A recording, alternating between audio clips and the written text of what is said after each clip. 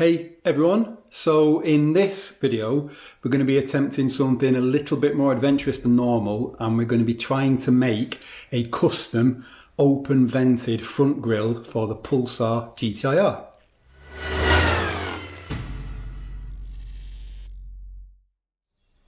So what we're going to try and do in this video is take a front stock grille and modify it to completely open it up.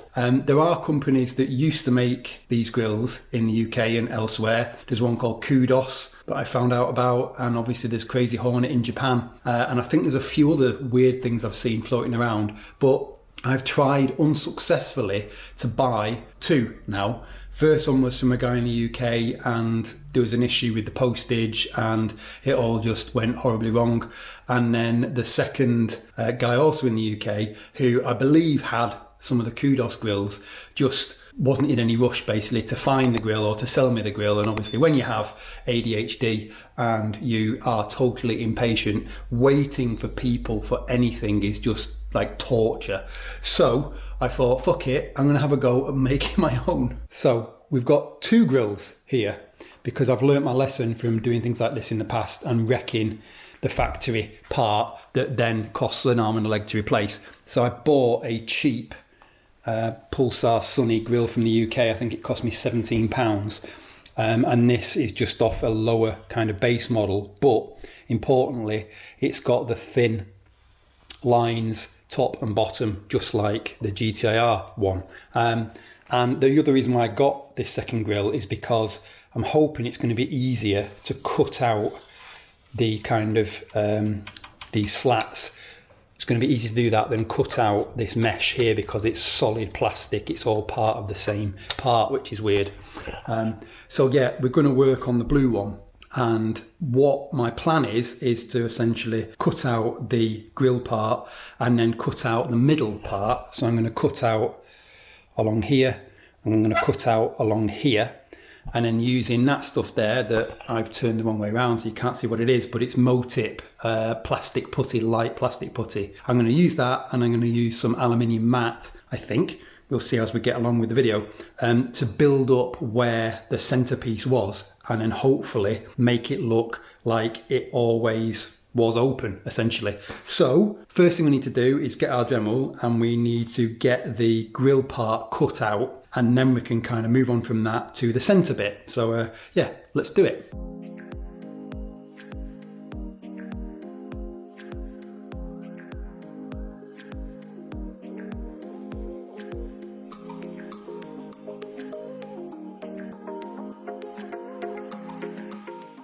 Okay, so that is the grill very roughly cut out. So what I'm going to do, I'm not going to video this, is I'm going to cut out the remainder of the grill now and do a much tidier job trying to follow this line here. And then, yeah, we'll rejoin after a SpongeBob, hopefully with that bit done. And then we can start looking at the more complicated part, which is cutting out this center section. A few inches later.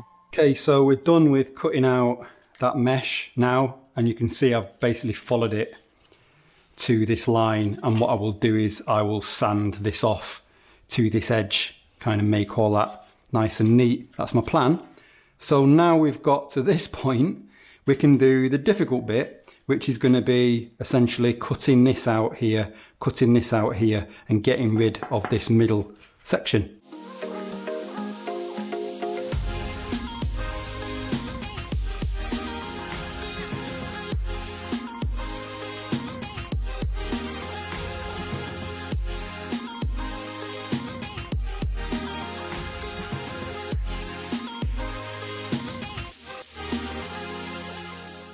Okay, so that is the centerpiece cut out, rather roughly.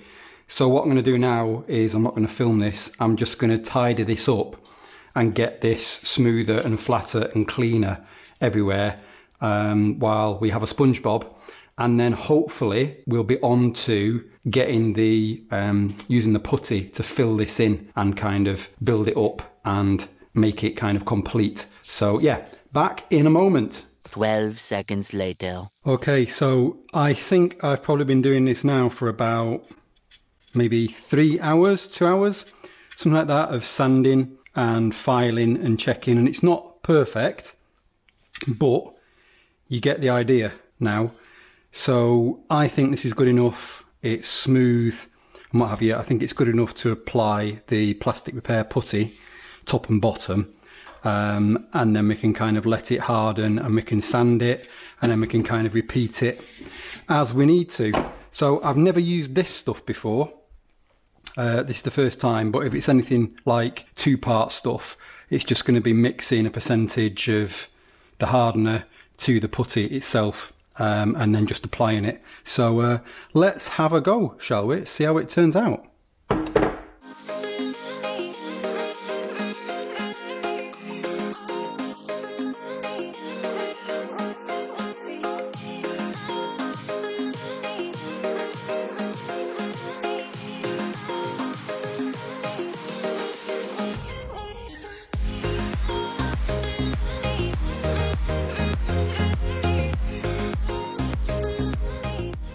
Okay, so 2 applications and about 40 minutes has passed, so it's kind of hard now.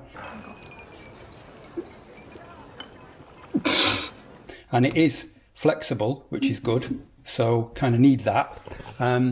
Never using this stuff before, and maybe forgetting from using this kind of stuff in the past. It's annoying that there's no way with the kit of knowing how much of the hardener you're getting with the putty. So 2.5% it says. How do you know what 2.5% is?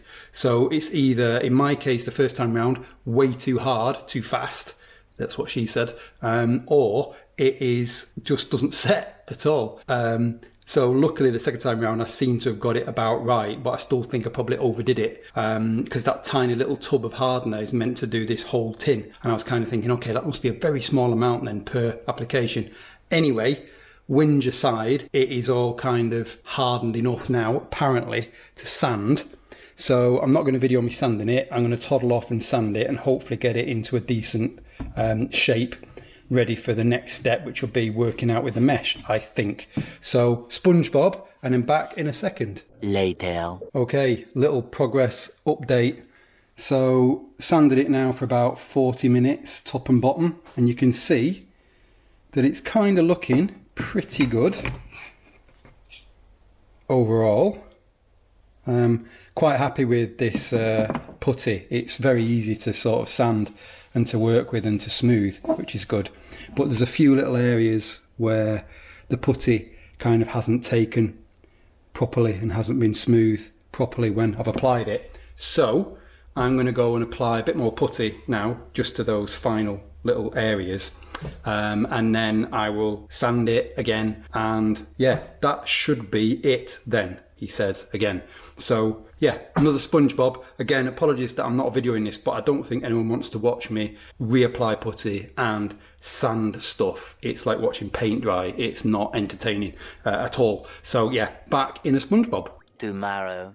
Okay, we're back.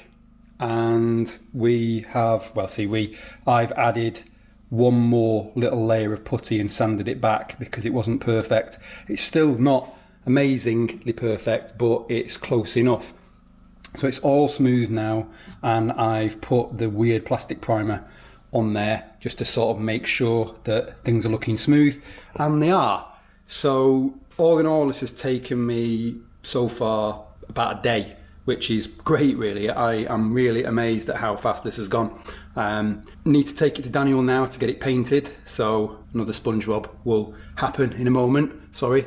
But then we'll be back with the final piece, hopefully within a few days for me, a few seconds for you, and then we can get the thing on the car. But before I do that, obviously, I'll give it a test fit now so you can see what it looks like. I've also made my mesh here, and I didn't video making the mesh because I've made mesh in many videos, and again, it's not that entertaining. It's quite a simple process. So if we flip this round, you can see here actually where the putty goes and how it looks. So we flip this round, this is going to go in here like so, and that's going to kind of slot into there like that, and that is the mesh, and it's going to look like that.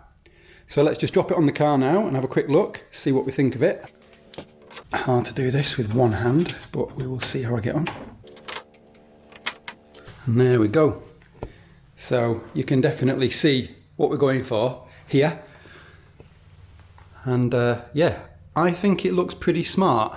It's definitely a different look. Not convinced, we'll see what it's like when it's in white, obviously, but not 100% convinced I prefer it to the stock one, funnily enough, but I've still got the stock one, so there's no problem there. I can always switch back if I want to.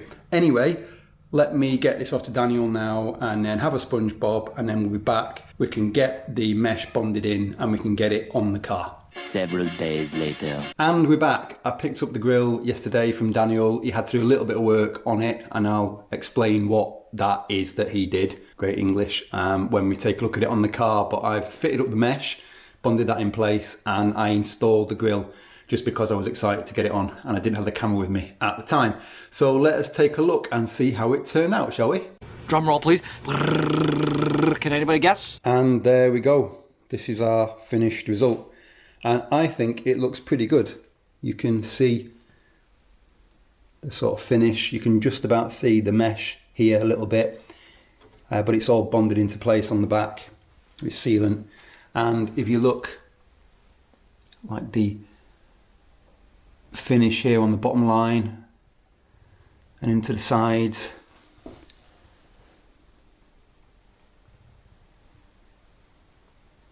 I think it looks pretty good, and it suits the car. I'm not 100% certain if I'm going to keep it because I still kind of like the original, weirdly, but I'll run it for a while. Worst comes to worst, I can always sell it for millions of pounds, so win-win.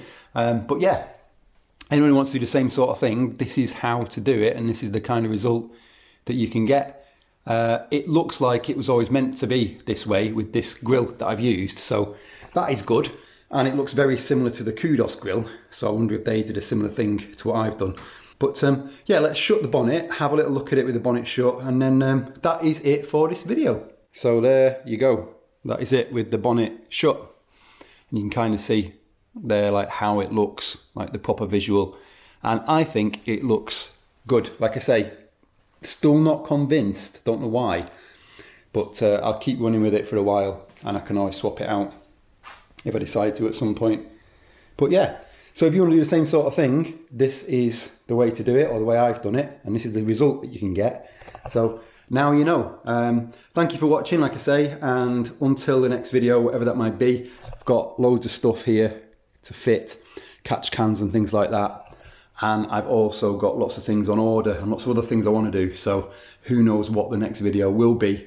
Obviously I've got quite a few scheduled, but the next thing on from doing this, whenever you see this video, you'll know that whatever the next thing is, that's the next thing. What am I going on about? Anyway, thank you for watching.